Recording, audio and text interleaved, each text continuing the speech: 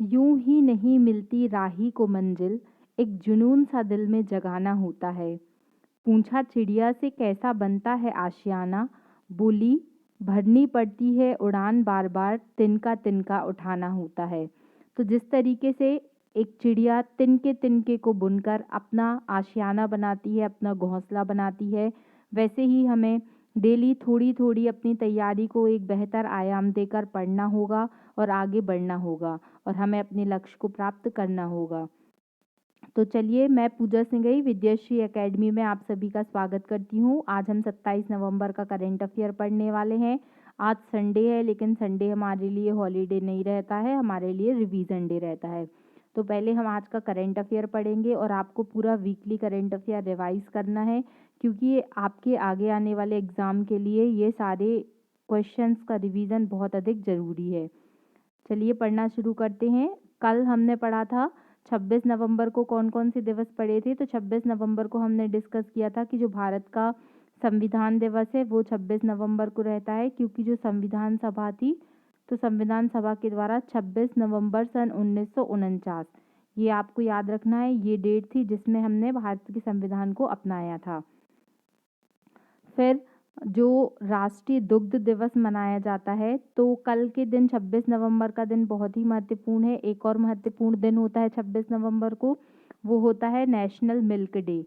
तो ये जो नेशनल मिल्क डे होता है कब मनाया जाता है? 26 नवंबर को मनाया जाता है। और क्यों मनाया जाता है 26 नवंबर को, क्या आपको पता है? क्योंकि 26 नवंबर के दिन जो पूरे विश्व में दुग्ध क्रांति के जनक माने जाते हैं, डॉक्टर वर्गीस कुरियन, इनका नाम आपको याद रखना है। डॉक्टर वर्गीस कुरियन का जन्मदिन होता है 26 नवंबर को, तो उन्हीं की याद में, क्योंकि उन्होंने जो दुग्ध क्रांति थी उसके लिए बहुत अधिक कार्य क्षेत्र उनका रहा है, तो इसीलिए नेशनल मिल्क डे कब मनाया जाता है? तो 26 नवंबर को मनाया जाता है। फिर जो सफ़ेद क्रांति है, तो सफ़ेद क्रांति का जो संबंध होता है वो किससे होता है? तो वो दूध से होता है। दूध के उत्पादन में वृद्धि करने के लिए जो क्रांति होती है वो सफ़ेद क्रांति होती है। और भारत में जो दूध निर्माण में जो भारत का जो रैंक है वो फर्स्ट रैंक पर है, इसको भी आपको याद रखना है। फिर किस राज्य ने दलित व्यवसायी को बढ़ावा देने के लिए एक नई योजना शुरू की है? तो दलित व्यवसायियों को बढ़ावा देने के लिए राजस्थान सरकार ने नई योजना शुरू की है। राजस्थान क्यों चर्चा में रहता है? तो अभी दुनिया की जो सबसे बड़ी शिव जी की प्रतिमा बनी है, तो वो नाथद्वार एक स्थान है राजस्थान में, वहाँ पर बनी है, इसको याद रखिएगा। और महाकाल कॉरिडोर कहाँ पर बना है? तो महाकाल कॉरिडोर उज्जैन में बना है। तो ये दोनों पॉइंट आपको याद रखने हैं। फिर नेक्स्ट और महत्वपूर्ण क्वेश्चन है, इसको आप इम्पॉर्टेंट मार्क करिएगा कि हाल ही में ई गवर्नेंस का 25वां राष्ट्रीय सम्मेलन का आयोजन कहाँ पर किया जा रहा है? तो ई गवर्नेंस क्या है?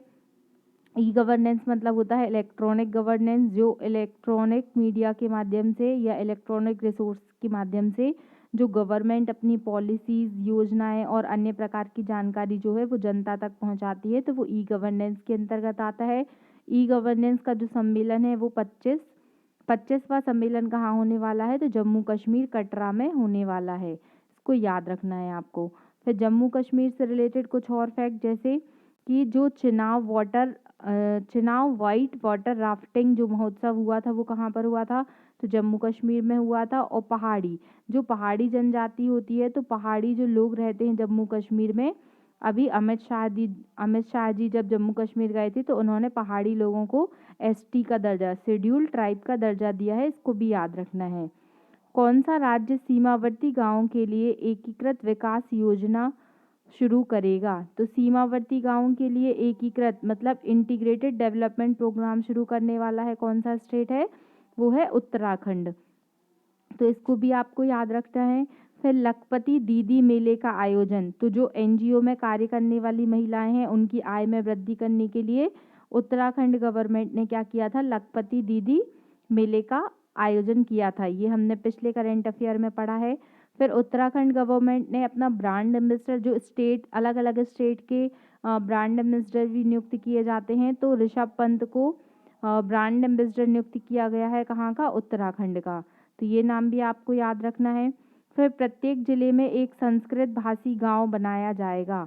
उत्तराखंड में आप जानते हैं कि उत्तराखंड को देवभूमि कहा जाता है। वहाँ पर बहुत ही आस्था का केंद्र है, केदारनाथ का मंदिर है। इस तरीके के बहुत सारे वहाँ पर क्या है, जो संस्कृति है, जो भारतीय संस्कृति का आस्था का एक केंद्र माना जाता है। और वहाँ पर जो संस्कृत भाषा है उसकी बहुत अधिक मान्यता है। इसीलिए जो उत्तराखंड गवर्नमेंट है उन्होंने बोला है कि हर जिले में एक ऐसा गांव होगा जो पूरी तरीके से क्या होगा, संस्कृत भाषी होगा। तो ये प्रयास भी उत्तराखंड गवर्नमेंट का है। फिर विक्रम गोखले जी का निधन हो गया है। तो ये कौन थे, एक अभिनेता थे। तो इनको आप देखिएगा, इनको याद रखिएगा कि विक्रम गोखले जी का निधन हो गया है, ये एक अभिनेता थे। फिर जो नेक्स्ट न्यूज़ है वो है हाल ही में CDU क्या होता है, Christian democratic union. Christian democratic union में नियुक्त होने वाले पहले भारतीय व्यक्ति कौन है? तो ये गुरदीप रंधावा है। तो ये नाम आपको याद रखना है कि गुरदीप रंधावा को क्या किया गया है, क्रिश्चियन डेमोक्रेटिक यूनियन में नियुक्त किया गया है। और ये एक पहले ऐसे व्यक्तित्व हैं, पहले भारतीय व्यक्ति बने हैं जो CDU में नियुक्त हुए हैं। इनका नाम आपको याद रखना है। फिर एशियाज़ इंस्पिरेशनल लीडर अवार्ड 2022 किसको मिला है? तो ये प्रशांत बाग, इनका नाम है प्रशांत बाग, जिनको एशियाज़ इंस्पिरेशनल लीडर का अवार्ड मिला है 2022 का। फिर नेक्स्ट न्यूज़ है कर्नाटक सरकार ने महाराष्ट्र के किस भाषा के स्कूलों को विशेष अनुदान मतलब स्पेशल ग्रांट देने की बात कही है। कौन सी गवर्नमेंट दे रही है? तो महाराष्ट्र गवर्नमेंट दे रही है। और कौन सी भाषा के स्कूलों को दिया जाएगा ये स्पेशल ग्रांट? तो जो कन्नड़ भाषी स्कूल होंगे उनको महाराष्ट्र गवर्नमेंट विशेष प्रकार का अनुदान देगी। फिर महाराष्ट्र से रिलेटेड कुछ फैक्ट हैं। तो महाराष्ट्र तो वैसे ही चर्चा में रहता है। यहाँ की CM कौन है? एकनाथ शिंदे। महाराष्ट्र में एक ही नाथ हैं, तो इनका नाम याद रखना है आपको, एकनाथ शिंदे। और कोरोना के बाद महाराष्ट्र एक ऐसा स्टेट बना है जिसने सबसे अधिक कंपनी खोली है आफ्टर कोविड। तो ये भी याद रखना है आपको। और महाराष्ट्र में साइबर इंटेलिजेंस यूनिट का भी उद्घाटन हुआ है। और वंदे मातरम पहल शुरू करने वाला स्टेट जो है वो है महाराष्ट्र, इसको याद रखना है। फिर ग्लोबल एम्प्लॉयबिलिटी यूनिवर्सिटी रैंकिंग, इसमें कौन कौन से इंस्टीट्यूट जो हैं वो कि फर्स्ट सेकंड थर्ड रहे हैं? और क्या इंडिया के इंस्टीट्यूट भी इसमें कोई सी रैंकिंग लाए हैं? और लाए हैं तो कौन कौन सी रैंकिंग लाए हैं? इस तरीके से हमें इसे पढ़ना पड़ेगा। तो इसमें जो फर्स्ट सेकंड थर्ड रैंक है वो है, पहला तो है MIT है जो मैसेच्यूसेट्स इंस्टीट्यूट ऑफ टेक्नोलॉजी है। सेकंड है कैलिफोर्निया इंस्टीट्यूट और थर्ड है हार्वर्ड इंस्टीट्यूट। याद रखिएगा, फर्स्ट है MIT, सेकंड है CIT और थर्ड है हार्वर्ड यूनिवर्सिटी। अब जो हमें इससे MIT बस याद रखिए कि आप फर्स्ट रैंक आया है। बाकी हमें कुछ इंडिया के जो इंस्टीट्यूट हैं उनके नाम याद करने पड़ेंगे। जैसे आप देखते होंगे कि जब भी इस तरीके की कोई यूनिवर्सिटी की रैंकिंग आती है तो उसमें IISc बेंगलोर का स्थान जरूर कुछ ना कुछ मिलता है। तो इसमें जो IIT दिल्ली है उसका 29वां रैंक आया है। IIT बेंगलोर ने 57वां रैंक प्राप्त किया है और IIT बॉम्बे ने 72 रैंक प्राप्त किया है। इस तरीके से टॉप 100 में भारत के 3 इंस्टीट्यूट नियुक्त हुए हैं। नेक्स्ट क्वेश्चन है निक्षय मुक्त। निक्षय का मतलब होता है क्षय रोग, मतलब होता है टीबी क्या होता है? टीबी किससे होता है? तो ट्यूबरकुलोसिस माइक्रोबैक्टीरियम से टीबी रोग होता है क्या? और ये कैसी है? बैक्टीरियल वाली बीमारी है। तो जो टीबी होता है तो टीबी फ्री मतलब निक्षय मुक्त कार्यक्रम के ब्रांड एम्बेसडर किसको नियुक्त किया गया है? तो दीपा मलिक, इनका नाम आपने सुना होगा। दीपा मलिक को क्या बनाया गया है? टीबी फ्री के लिए जो टीबी फ्री प्रोग्राम है उसका ब्रांड एम्बेसडर बनाया गया है।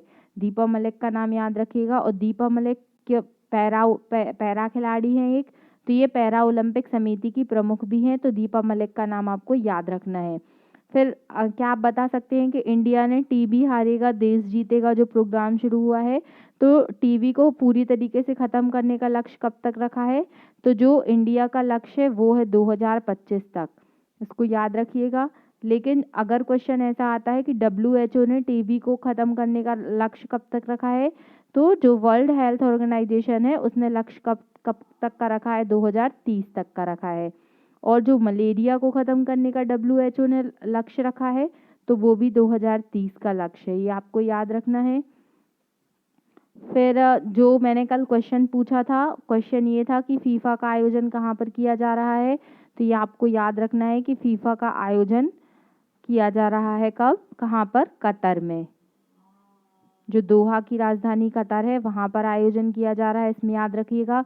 इसमें भारत की तरफ से जो भारत के उपराष्ट्रपति जी हैं, जो कौन है, जगदीप धनखड़ जी हैं, वो जो उद्घाटन समारोह हुआ था उसमें उनको आमंत्रित किया गया था।